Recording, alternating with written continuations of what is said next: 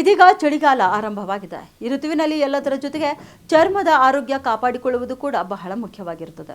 ಸಾಮಾನ್ಯವಾಗಿ ಚಳಿಗಾಲದಲ್ಲಿ ಬಿಸಿ ನೀರಿನ ಸ್ನಾನ ದೇಹಕ್ಕೆ ವಿಶ್ರಾಂತಿ ನೀಡಲು ಮತ್ತು ಆಯಾಸವನ್ನು ನಿವಾರಿಸಲು ಸಹಾಯ ಮಾಡುತ್ತದೆ ಎಂದು ಹಲವರು ನಂಬುತ್ತಾರೆ. ಆದರೆ ಮತ್ತೊಂದೆಡೆ ಬಿಸಿ ನೀರಿನ ಸ್ನಾನವು ಕೂಡ ಚರ್ಮವನ್ನು ಒಣಗಿಸುತ್ತದೆ, ಕೂದಲನ್ನು ಹಾನಿಗೊಳಿಸುತ್ತದೆ ಹಾಗೂ ದೇಹದ ನೈಸರ್ಗಿಕ ಎಣ್ಣೆ ಅಂಶವನ್ನು ಕಡಿಮೆ ಮಾಡುತ್ತದೆ ಎಂದು ಇನ್ನೂ ಕೆಲವರು ಹೇಳ್ತಾರೆ. ಹಾಗಾದರೆ ಚಳಿಗಾಲದಲ್ಲಿ ಬಿಸಿ ನೀರಿನ ಸ್ನಾನ ಮಾಡುವುದು ಸೂಕ್ತವೇ? ಈ ಋತುವಿನಲ್ಲಿ ಸ್ನಾನಕ್ಕೆ ಯಾವ ನೀರನ್ನು ಬಳಸಬೇಕು ಎಂಬುದನ್ನು ತಿಳಿಯೋಣ ಬನ್ನಿ. ಬಿಸಿ ನೀರಿನಿಂದ ಸ್ನಾನ ಮಾಡುವುದು ಚರ್ಮಕ್ಕೆ ಹಾನಿಕಾರಕ ಎಂಬುದು ನಿಜವಾಗಿದೆ. ಏಕೆಂದರೆ ಅತಿಯಾದ ಬಿಸಿ ನೀರು ನಿಮ್ಮ ಚರ್ಮದ ನೈಸರ್ಗಿಕ ರಕ್ಷಣಾತ್ಮಕ ಕೋಶಗಳನ್ನು ಹಾನಿಗೊಳಿಸುತ್ತವೆ.